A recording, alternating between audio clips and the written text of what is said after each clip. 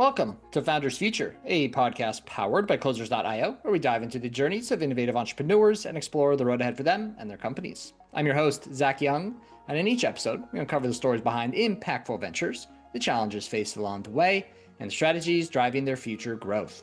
Today, we're joined by Richard Mechaly, a serial entrepreneur and founder whose ventures span tech innovation on high-growth startups, empowering teams to scale through cutting-edge systems and bold execution. With a track record of building and exiting multiple businesses, from SaaS platforms to disruptive consumer tech, Richard brings hands-on expertise in turning early ideas into market leaders by mastering operations, customer acquisition, and investor relations. Through relentless focus on product market fit and team alignment, he now guides founders to navigate competitive landscapes, optimize go-to-market strategies, and unlock exponential growth in dynamic industries. Richard, a very warm welcome to Founders Future. Thank you. I think with that introduction, they can put me in the Fortune 500 magazine. I'll co-sign that. I'll do it. Just let them know. That was fantastic. I love it. I appreciate it. You gave me all that info to plug in, so I appreciate you there. Richard, I appreciate you coming on. It's going to be a lovely episode. Before we just dive into the present day today, I would like to start with a little bit of background, right? I did touch on it briefly, but let's say before really serial entrepreneurship, working with businesses to grow and scale them, what were you doing previously? What was really your inspiration for getting into this space? 15 years at the same company, selling to CIOs and learning really the basics of sales. And my time, I'm 45, so I spent 15 years selling complex IT services. And by that time, before cold email, it was literally picking up the phone and pitching, and developed those skills there. And probably around year 12, 13, I was like fed up. And I was always dreaming of doing something else on the side. And COVID came around and it gave me the opportunity to really branch out. And the rest is history. The rest is history. It's a great way of getting started, though. Nothing quite teaches you sales like cold calling. It's really the basics. It's the foundation. And even before then, I was selling directories in some of those boiler rooms, but minus the whole ethical part of that, the skill set that I learned over there in terms of interacting with people and understanding when somebody logs off just vocally is huge. And when I stepped into the cold outreach world, I figured that those same principles existed, but I had to learn a new language. Sales is a language, that's for sure. A lot of different ones in there. Absolutely. Yeah. So COVID gave you the opportunity to think, hey, what I really want to do with my life. That's when you ventured out on your own. I'm sure the business has changed a little bit throughout the years, as businesses typically do. But let's just dive into present day today. It's January 2026. What does working with Richard look like today? Today, in my world, in terms of cold outreach and growth marketing, it's really about using as many channels as possible to capture people's attention. Okay. There's no doubt people are on LinkedIn, people are accessible by email, people are accessible on all the social media channels. Okay. It's about how you find them and about what type of message that you're going to put. Today, I think it's fair to assume, and the consensus amongst most growth agencies is, you're not asking people to connect with you for 15 minutes on a Zoom. They're not going to do that. It's not interesting anymore. Okay. And you need to find a way to cut through the noise. And I didn't invent this. I basically leveraged other experts. It's really about providing value, much like the podcast that you're doing with me today. I said, yes, why not? But the idea is that you need to be providing value to the recipient in order to gain their trust. And if they really value what's being received, then you can slowly but surely ask, let's say, for the meeting or whatever else you're trying to provide. Lead with value. That's a big one. No doubt about that. Do you find yourself working with any kind of specific niche businesses, or is it quite broad?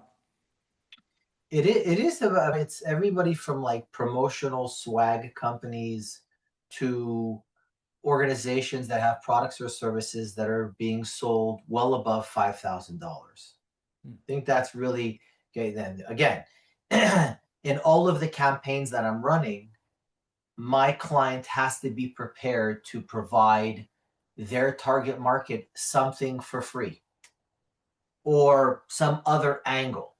But I've seen throughout the most successful campaigns, for example, I had a pretty successful promotional campaign with a swag company where we were literally giving away t-shirts and polos and hats with the recipient's logo on it. No questions asked. And it was the whole email was about, are you still at this address? Because if you are, I'd like to send this to you. And then PS, yeah, we're doing this because we'd like to be your long-term merch partner.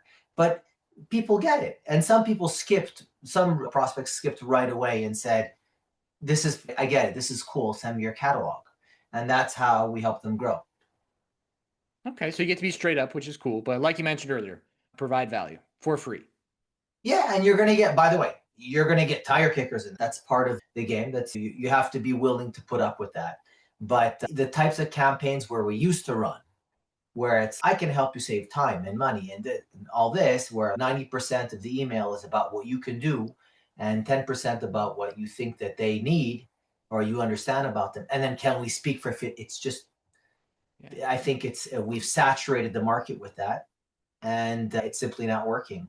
And what I've just discussed maybe will also get saturated. So at least in my field, the growth marketing, it's really about always finding new ways of cutting through the noise. Yeah, this space has changed a lot, even since COVID 6 years ago. Oh yeah. It seems consumers are more educated.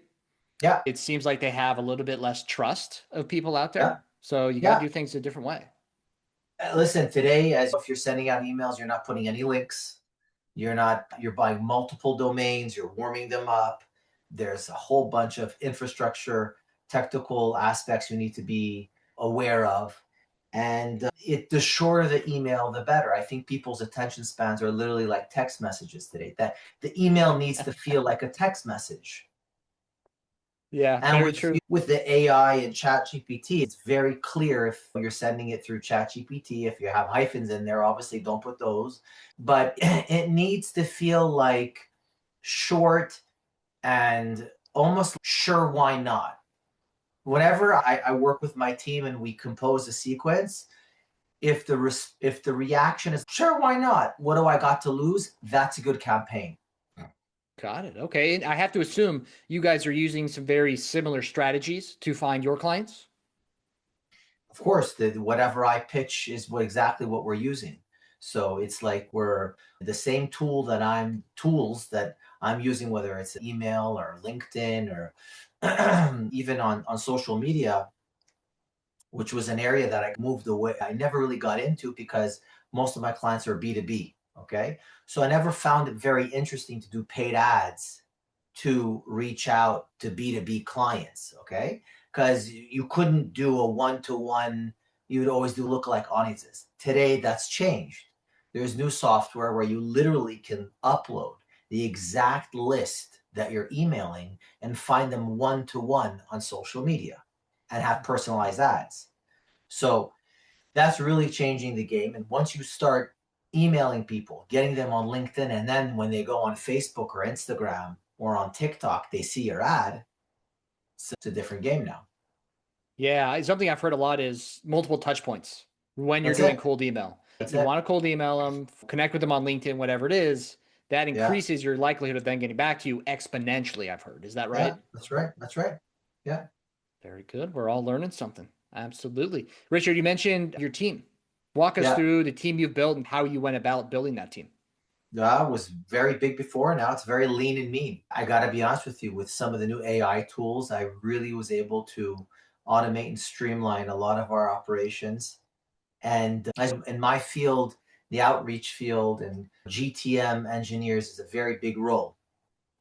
And they're always looking for the latest and greatest. And I found a way to automate that with a lot of AI tools.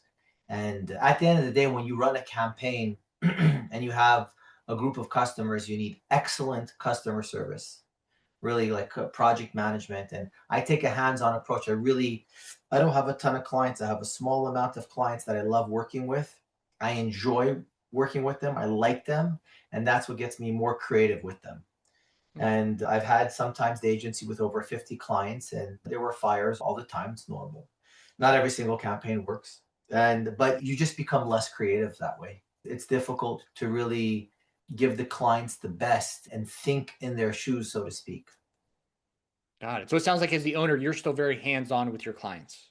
Yeah, I really enjoy coming up with cool sequences that work for my clients. I meet them once a week for 15 minutes. We go through the campaigns. And there's a high churn in our industry, okay? People they get the opportunities, they come, they take a break, they come back. But I really try to work with clients and in industries where I've had previous success because I know the campaigns, what type of response I can expect.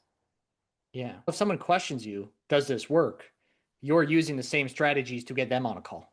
So you just say, how'd you end up here, buddy? Yeah, that's exactly it. It's exactly that. Yeah. Yeah, that's a great way of going about it. So you mentioned you've used AI a lot to scale Yeah. down the team, right? Yeah. Makes a lot of sense. That's just the world we Yeah. live in. Yeah. What is your favorite LLM and why? I think Manus.ai is incredible.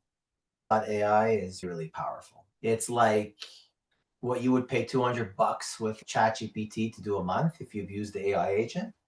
They're giving you that away at a very reasonable price, and it's doing multiple actions, and you just need to learn how to work with it and prompt it. I think the biggest obstacle that whether business owners have or other agency owners is that there's so many tools, you're just like lost. Like, where do I start? And you're not going to waste your day like learning every single tool. So you have to find an organized way of evaluating stuff. And I find like when something grabs my attention, I throw a problem at it. If it passes the test, I dig deeper.